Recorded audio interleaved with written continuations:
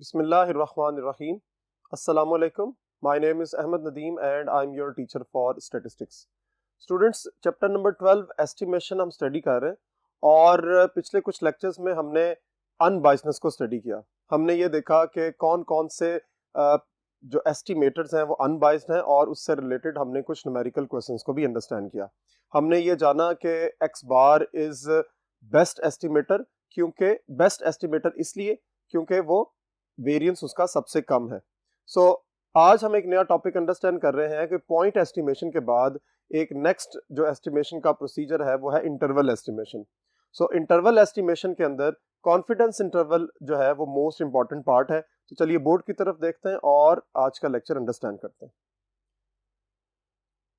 Confidence interval actually ये क्या चीज है इसको हम अंडरस्टैंड करते हैं, लेकिन आपने एक चीज माइंड के अंदर रखनी है कि confidence interval is a part of interval estimation. देखिए, हमने शुरू में जब एस्टिमेशन को स्टार्ट किया था तो एस्टिमेशन को जब हमने स्टार्ट किया तो उस वक्त हमने ये पढ़ा कि एस्टिमेशन एक प्रोसीजर है कि जो एस्टिमेट करता है पॉपुलेशन पैरामीटर की वैल्यू को फ्रॉम सैंपल ऑब्जर्वेशंस। अब एस्टिमेशन जो है उसके दो फर्दर पार्ट्स थे, दो टाइप्स थे, दो फेजेस थे।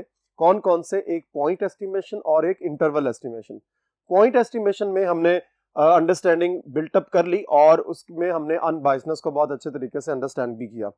अब हम इंटरवल एस्टिमेशन को स्टडी कर रहे हैं कि जिसमें हम एक इंटरवल फाइंड करेंगे और उस इंटरवल को हम क्या कहते हैं? कॉन्फिडेंस इंटरवल, जिसको C.I भी कहेंगे।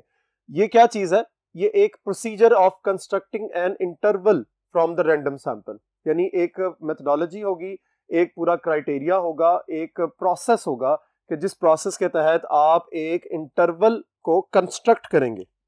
एक इंटरवल होगा, उसकी कंस्ट्रक्शन होगी, लेकिन किससे? रैंडम सैंपल से।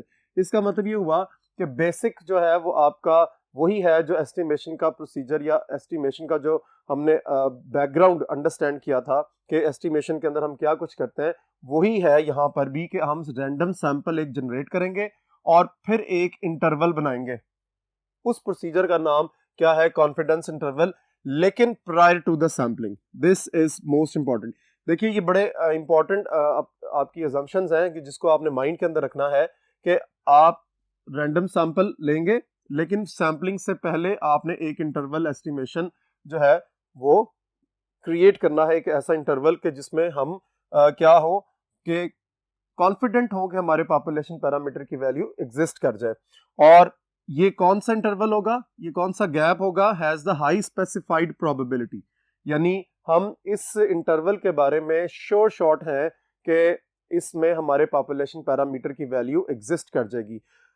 हाई स्पेसिफाइड प्रोबेबिलिटी का मतलब यही है कि आपने ये चीज माइंड के अंदर रखनी है कि इसमें जो भी इंटरवल के अंदर वैल्यूज एग्जिस्ट कर रही होंगी उसकी बाकी डेटा के हवाले से प्रोबेबिलिटी बहुत ज्यादा होगी, हाई होगी probability. So, including the unknown true value of the population parameter. So, आप ये कह सकते हैं कि ये जो फर्स्ट, सेकंड और थर्ड पॉइंट है वो एक्चुअली किसके लिए है? इस पर्टिकुलर सिचुएशन के लिए कि हम ये चाहते हैं कि पॉपुलेशन पैरामीटर की ट्रू वैल्यू को एस्टिमेट कर सकें, और ट्रू वैल्यू ऑब्वियसली अननोन है जिसकी वजह से हम इसको एस्टिमेट कर रहे हैं। तो फिर उस सिलसिले में हमारे पास एक हाई प्रोबेबिलिटी रीजन होगा, प्रायर टू द सैम्पलिंग होगा, और वो सैंपल से जनरेट किया जाएगा और वो एक इंटरवल होगा। ठीक है। प्रोसीजर्स को अंडरस्टैंड करना है, अच्छे तरीके से माइंड के अंदर रखना है कि क्या क्या स्टेप्स ऑफ कंस्ट्रक्शन होंगे for the construction of the interval. ठीक है। इस इंटरवल के लिए बहुत इंपॉर्टेंट पॉइंट्स जो तीन आपने ये डिस्कस कर लिए हैं, उसका बेसिक रीजन क्या है? वो रीजन ये है कि हम ये चाहते हैं कि true value of the population parameter calculate कर लें। अब ये जो पॉपुलेशन पैरामीटर है ये कोई भी हो सकता है, ये मीन हो सकता है, ये प्रोपोर्शन हो सकता है, ये मीडियन हो सकता है, यानी कोई भी आपके पास पॉपुलेशन का करैक्टरिस्टिक जो कि पैरामीटर कहलाता है वो एग्जिस्ट कर सकता है और हम उसके इंटरवल की तरफ मूव कर सकते हैं, हम उसके इंटरवल को फाइंड कर सकते हैं। इंटरवल के लिए माइंड के अंदर रखना है कि वो एक रेंज होगी कि एक लोअर वैल्यू से अपर वैल्यू तक हम उसको कंस्ट्रक्ट करेंगे। और ये तो अंडरस्टैंडिंग हो गई कि हम true value of population parameter find करना चाह रहे हैं, इसलिए एक इंटरवल निकाल रहे हैं। लेकिन why we need for interval estimation? हमें इंटरवल एस्टिमेशन की जरूरत क्यों है? क्योंकि इससे पहले हमने पॉइंट एस्टिमेशन को बहुत अच्छे तरीके से अंडरस्टैंड कर लिया। पॉइंट एस्टिमेशन के बहुत से पॉइंट्स को हमने अंडरस्टैंड किया कि जिसमें अनबायसनेस बड़ा इंपॉर्टेंट टॉपिक था, जो इससे पहले भी आप अंडरस्टैंड कर चुके हैं। तो फिर इंटरवल एस्टिमेशन क्यों? देखिए, पॉइंट एस्टिमेशन जो है उसकी कुछ लिमिटेशंस हैं। कौन कौन सी लिमिटेशंस हैं?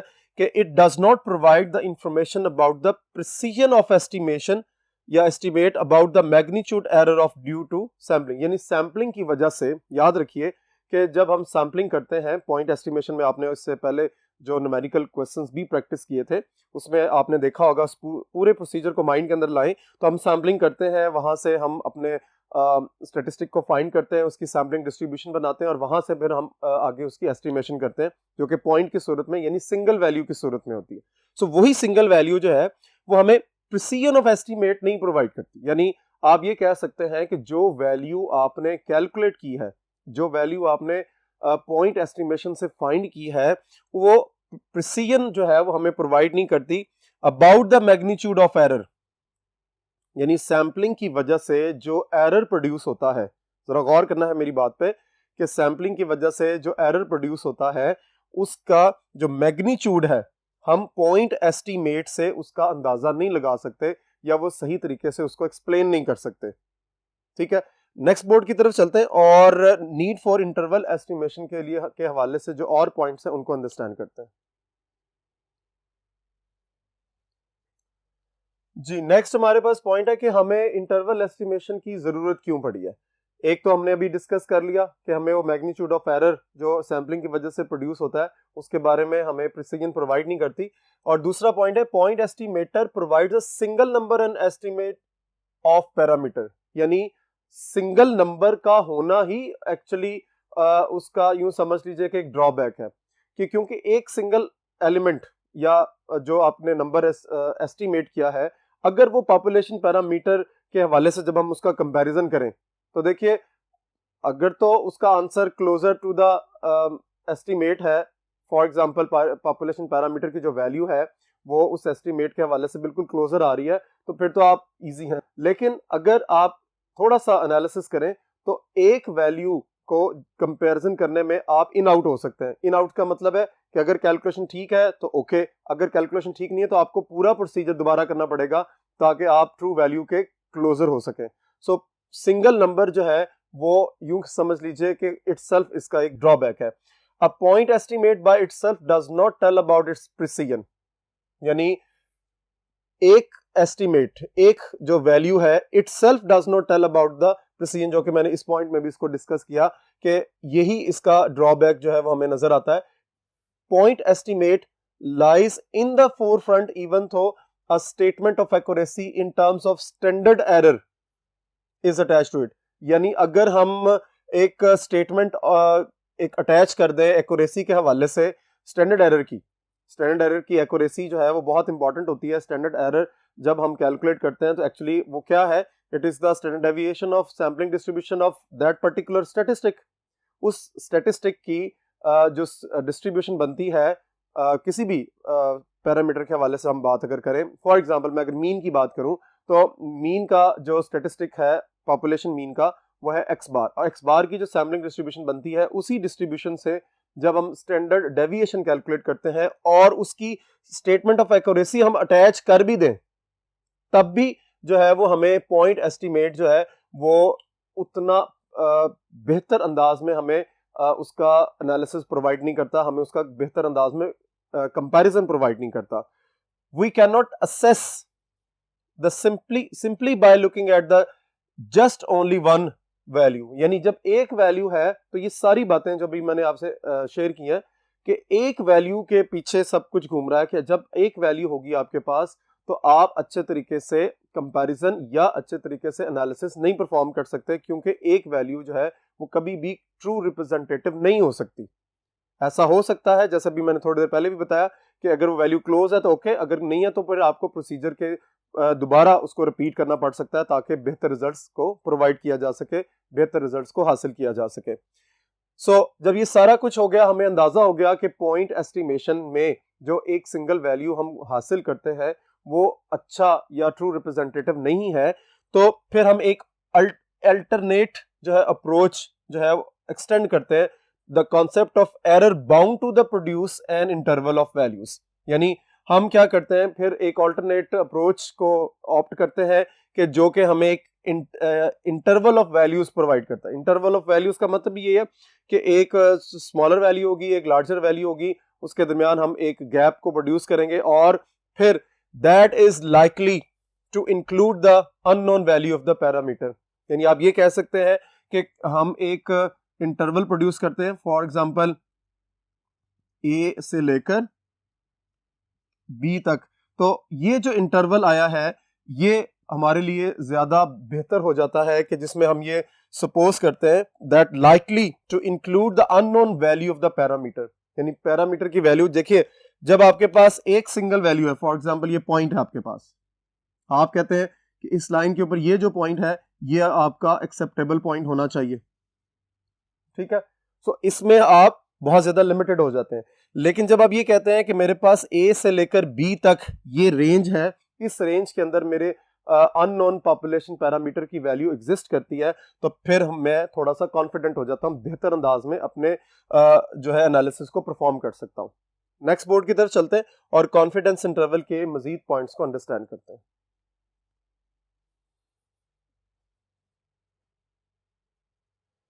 जी नेक्स्ट हमारे पास है interval estimate. An interval calculated from the random sample such that prior to the sampling, sampling से पहले ये ऑलरेडी पॉइंट ये डिस्कस हुआ है कि हम कॉन्फिडेंस इंटरवल को जब कैलकुलेट करते हैं तो एक्चुअली वो क्या चीज है, वो एक इंटरवल है। हम इंटरवल एस्टिमेट की तरफ जा रहे हैं।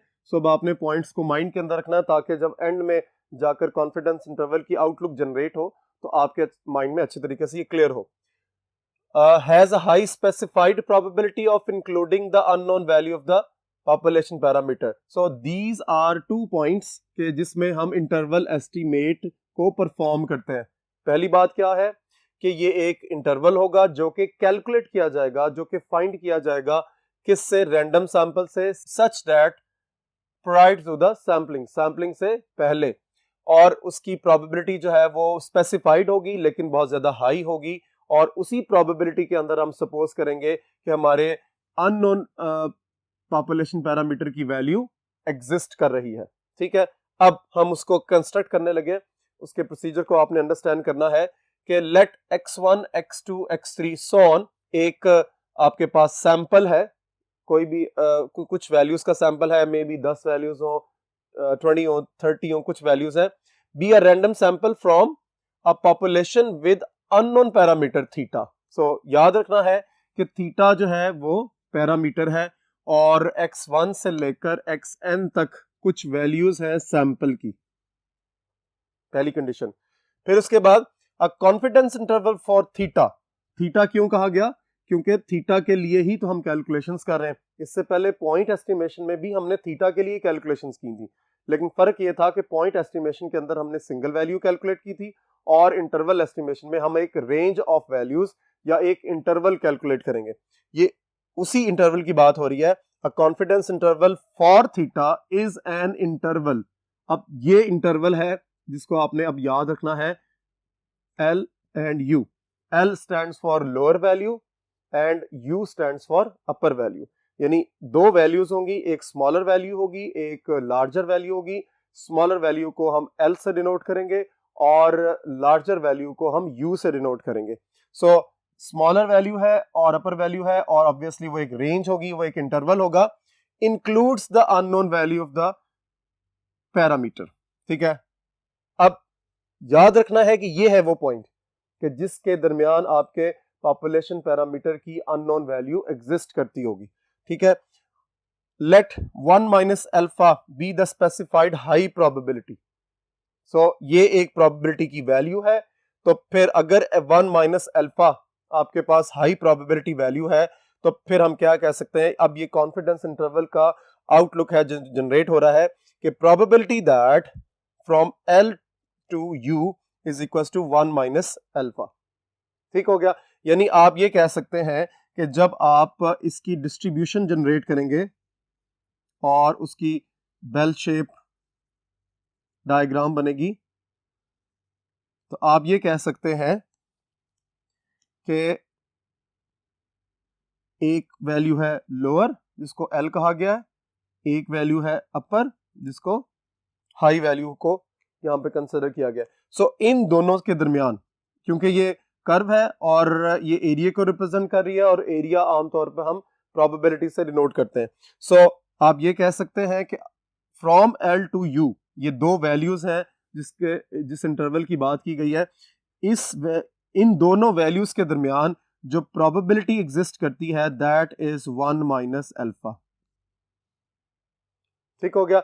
सो चूंकि ये पॉइंट कर्व के ऊपर है L और U और इनके दरमियान जितना भी रीजन आ रहा है, ये मैं रेड से इसको हाईलाइट कर रहा हूं, आपने गौर से इसको अंडरस्टैंड करना है।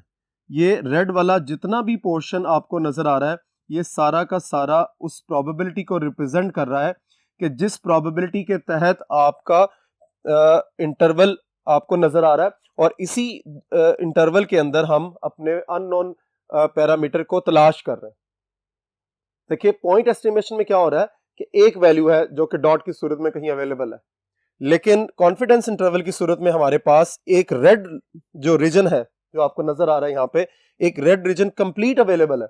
अब आपके पॉपुलेशन पैरामीटर के लिए बहुत जगह अवेलेबल है कि वो कहीं पे भी एग्जिस्ट कर जाए वो एक्सेप्ट हो जाएगा।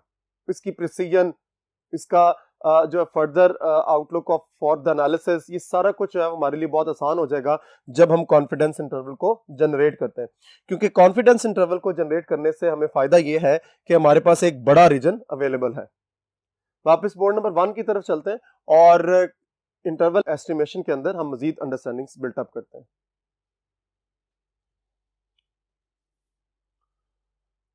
जी, हमने अंडरस्टैंड कर लिया है कि probability that L is less than theta is less than U is equal to 1 minus alpha, और अल्फा की जो रेंज है वो 0 से लेकर 1 तक है। 0 से लेकर 1 तक क्यों है ये अभी भी आपने थोड़ी देर पहले अंडरस्टैंड किया है, क्योंकि 1 minus alpha representing the probability. So अगर वो प्रोबेबिलिटी को रिप्रेजेंट कर रहा है तो जो प्रोबेबिलिटी की रेंज आप इससे पहले अंडरस्टैंड कर चुके हैं वही रेंज जो है वो अल्फा की होगी, क्योंकि अगर अल्फा की वैल्यू 0 से लेस हो जाए या 1 से ज्यादा हो जाए तो आपका जो कॉन्फिडेंस कोफिशिएंट है 1 माइनस अल्फा उसकी रेंज में प्रॉब्लम क्रिएट हो सकती है। सो आपने याद रखना है कि 1 minus alpha is representing the probability from this particular relationship. So इस रिलेशनशिप को माइंड के अंदर रखते हुए आपने ये क्लियर करना है कि 1 माइनस अल्फा जो है वो प्रोबेबिलिटी की वैल्यू है, या आप अगर कर्व के हवाले से देखें जो इससे पहले लास्ट बोर्ड पर हमने अंडरस्टैंड किया था, वो एक एरिया है और एरिया और probability both are same. Then interval, अगर आपके पास ये सिचुएशन एग्जिस्ट कर रही है तो हम ये कह सकते हैं कि ये जो बात अभी मैंने थोड़ी देर पहले आपसे शेयर की है कि ये प्रोबेबिलिटी को रिप्रेजेंट करी, कौन सी probability, then interval LU is called 1 minus alpha % confidence interval for theta. यानी आप ये कहेंगे कि जब भी हम लोअर वैल्यू से अपर वैल्यू तक प्रोबेबिलिटी को कैलकुलेट कर रहे हैं तो मींस के we are talking about 100 into 1 minus alpha % confidence interval. So जो भी आपको यहाँ वैल्यू दी जाएगी कॉन्फिडेंस इंटरवल की, आपने उसको इसके अगेंस्ट पुट अप करना है। ये याद रखना आपने कि जब भी आपको कॉन्फिडेंस इंटरवल कहा जाएगा इन टर्म्स ऑफ परसेंटेज तो आप इसके अगेंस्ट उसको पुट अप कर देंगे। अब ये जो आपका कॉन्फिडेंस इंटरवल हमने जनरेट किया उसका फॉर्मूला बना, इसकी प्रिसीजन देखिए, इससे पहले जो पॉइंट एस्टिमेशन को हम डिस्कस कर रहे थे कि वो हमें एक प्रिसाइज इंफॉर्मेशन प्रोवाइड नहीं करता about the unknown value of the population parameter, लेकिन यहां पर हम लोग इसको कंट्रोल कर रहे हैं। प्रिसीजन कैन बी इंक्रीज्ड, यानी हम अब अपनी मर्जी से इन कॉन्फिडेंस इंटरवल प्रिसीजन को इंक्रीज कर सकते हैं या डिक्रीज कर सकते हैं। किस तरह? Number 1, increasing the sample size. अब सैंपल साइज आपको पता है कि हम लोग जब भी सैंपल्स ड्रॉ करते हैं किसी पॉपुलेशन से वो उसको स्मॉल एन से डिनोट किया जाता है। सो आप यहां पे ये भी कह सकते हैं कि इफ n इंक्रीजेस, अगर n इंक्रीज हो जाए तो फिर क्या होगा, आपकी प्रिसीजन भी इंक्रीज हो जाएगी। यानी आप ये कह सकते हैं कि sample size and the precision is directly proportion, यानी सैंपल साइज के इंक्रीज करने से प्रिसीजन इंक्रीज होगी और सैंपल साइज को डिक्रीज करने से प्रिसीजन भी डिक्रीज होगी। किसकी प्रिसीजन की बात हो रही है? We are talking about unknown value of the population parameter. ठीक है, सो नेक्स्ट है हमारे पास डिक्रीजिंग द कॉन्फिडेंस कोफिशिएंट, यानी कॉन्फिडेंस कोफिशिएंट को हम डिक्रीज अगर कर दें 1 माइनस अल्फा की वैल्यू को, यानी 1 माइनस अल्फा की वैल्यू डिक्रीज कर दें, तब भी हमारी जो है वो प्रिसीजन जो है वो इंक्रीज हो जाएगी। सो यहां पर हम ये कह सकते हैं it is inversely proportion. 1 minus alpha की वैल्यू डिक्रीज कर दें तो हमारी प्रिसीजन बेहतर हो जाएगी, और सैंपल साइज को इंक्रीज कर दें तो हमारी जो प्रिसीजन है about the value of population parameter वो इंक्रीज कर देगी। अब इंपॉर्टेंट एक पॉइंट है जिसको आपने याद रखना है कि 1 minus alpha, look at that, 1 minus alpha जिसको हमने यहां पर कहा गया probability of being including the value of unknown value of population parameter widens if near to 100%, यानी जैसे जैसे वो 100% के करीब पहुंचेगी वैसे वैसे 1 माइनस अल्फा जो है वो बढ़ता चला जाएगा। ठीक है, इसको हमने लास्ट बोर्ड पर एक डायग्राम के अंदर भी अंडरस्टैंड किया था कि जिसमें मैंने आपको बताया था कि जब आप इसकी डायग्राम बनाते हैं तो 2 पॉइंट्स के दरमियान 1 माइनस अल्फा, गौर करें कि अगर हम इसको एक्सपेंड करते चले जाएं, यानी ये वैल्यू मेरी, जरा आपने गौर करना है ब्लैक मार्कर से कि यहाँ पॉइंट एल और यू का ना हो, आपका पॉइंट यहाँ हो जाए, जरा गौर करें, तो फिर इस अल्फा की वैल्यू 1 माइनस अल्फा यहां से यहां तक इंक्रीज कर जाएगा और हम वाइडन करते जाएं। यानी यहां पर जो पॉइंट डिस्कस किया गया है कि 1 minus alpha widens if near to 100%, 100% जैसे जैसे होता चला जाएगा 1 माइनस अल्फा भी एक्सपेंड करता जाएगा, बढ़ता चला जाएगा। और अब आपने ये अंडरस्टैंड कर लिया कि कॉन्फिडेंस जो कोफिशिएंट है वो 1 माइनस अल्फा है, तो उनकी वैल्यूज कौन कौन सी हो सकती हैं, चॉइस कौन सी है। तो देखिए आमतौर पर जब भी हम कॉन्फिडेंस कोफिशिएंट को अंडरस्टैंड करते हैं या उसकी कैलकुलेशंस करते हैं तो वो हमारे पास जो वैल्यूज होती हैं वो 90% हो सकती है, वो 95% हो सकती है, वो 98% हो सकती है, वो 99% हो सकती है। ठीक है, ये वो 4 वैल्यूज है जो सबसे ज्यादा कॉन्फिडेंस इंटरवल को कैलकुलेट करने के लिए इस्तेमाल की जाती हैं। अब अगर इसका प्रोसीजर आप अंडरस्टैंड करेंगे तो आपने एक सेंटेंस के अंदर इसको याद रखना है। अगर आपको क्वेश्चन में ये कहा जाए कि फाइंड 95% कॉन्फिडेंस इंटरवल, तो आपने क्या करना है, पहला जो आपका 4 मोस्ट इंपॉर्टेंट स्टेप होगा वो ये होगा कि आपने 1 माइनस अल्फा को अगेंस्ट पुट अप कर देना है 95% के।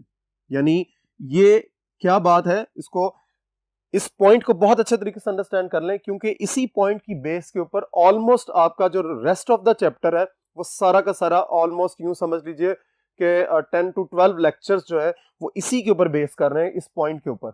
सो बी केयरफुल कि इसको अंडरस्टैंड कर लीजिए कि जो भी आपका कॉन्फिडेंस इंटरवल आपको कहा जाएगा कैलकुलेट करने के लिए, आपको जो भी उसकी वैल्यू दी जाएगी, आपने उस वैल्यू को जो कि परसेंटेज की फॉर्म के अंदर होगी, आपने 1 माइनस अल्फा के अगेंस्ट उसको पुट अप कर देना।